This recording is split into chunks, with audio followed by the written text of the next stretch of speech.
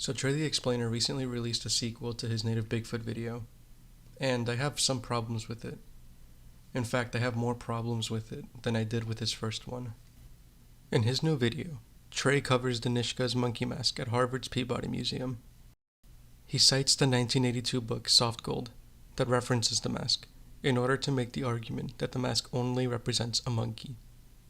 The history book Soft Gold includes a section on the mask and says this: monkeys appeared on the northwest coast as seamen's pets in the first half of the 19th century and were represented in a number of carvings, notably on argillite pipes. By the time this mask, with its monkey or ape-like features, was carved, probably at the turn of the century, many Shimshian had seen monkeys, and most were probably familiar with them through pictures and descriptions. And it seems pretty convincing. He even did the right thing in contacting Danishka Council themselves. Except Trey did something that he and other skeptics do when debunking native Sasquatch claims. He cherry-picked. See, I also learned about this mask a few years ago, during my first year of grad school. And I visited the Peabody Museum in Boston to make inquiries about the mask. Like Trey, I too was referred to the 1982 book, Soft Gold.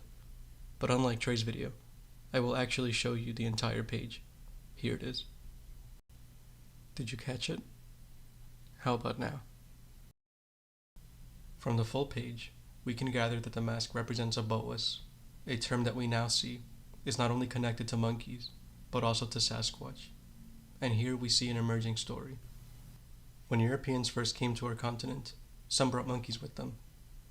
Danishka, of the Pacific Northwest, observed these monkeys and associated their behavior with the uncultured or naughty behavior that their traditional boas wild men acted out in their own stories. So the term boas came to describe not only improper behavior, but also monkeys and the traditional Nishka Bigfoot.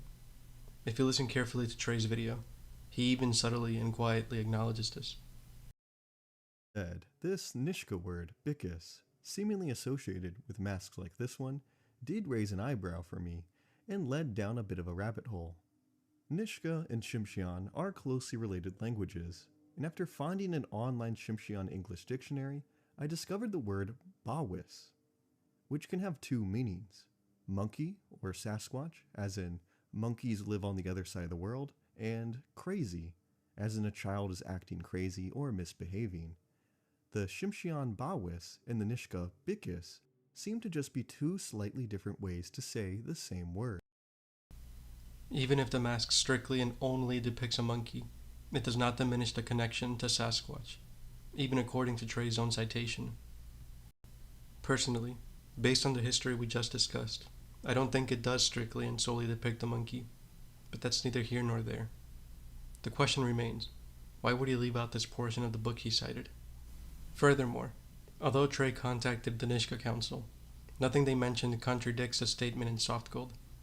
And Trey clearly thought so as well, or he wouldn't have cited the book in the first place.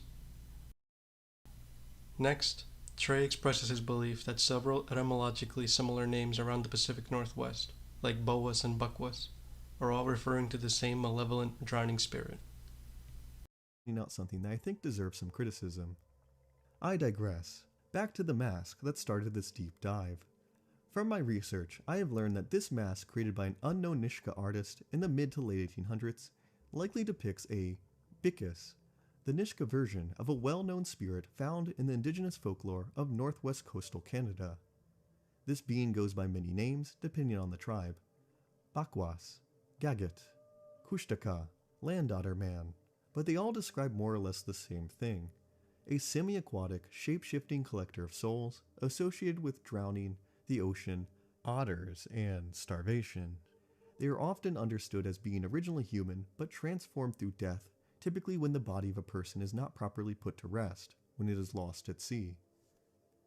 This mask is likely intended to depict the gaunt, starved, and skeletal appearance of this being, with grinning teeth and sunken eyes, which in turn unintentionally gave it an ape-like or monkey-like appearance. I theorize. Well, in a way he is correct, as many of these beings are associated with drowning. But he's also wrong, because like the boas previously mentioned, some of these names are directly tied to the native Bigfoot phenomenon. Here's another example. The Bishop Bay, located in British Columbia, is a popular bay that is only accessible through boat or floatplane. It's located in the traditional territories of the Haisla, Gitgat, and Gitsela First Nations. This bay is better known by its complete name, the Bishop Bay Monkey Beach Conservancy. It received its name after many natives from all three tribes regularly encountered Sasquatches in the area. A novel written by Haisla author Eden Robinson of the same name actually makes reference to this reputation. One of the regional names for Sasquatch, Bugwas, the wild man of the woods. The novel actually has a movie adaptation, so if you want to support native writers, please buy a copy of it. Link in the description. Anyway, combine this with the cherry picking regarding the Nishka mask, and you might understand why I have a big problem with Trey's Bigfoot content in general. All while videos actually done by natives are continually being overshadowed by skepticism. I will do my best to highlight as many native voices on this subject as I can, and help try to clear up some of the confusion caused by these videos. I challenge all of you to be as skeptical of the skeptics as you are of the believers. Thank you for watching.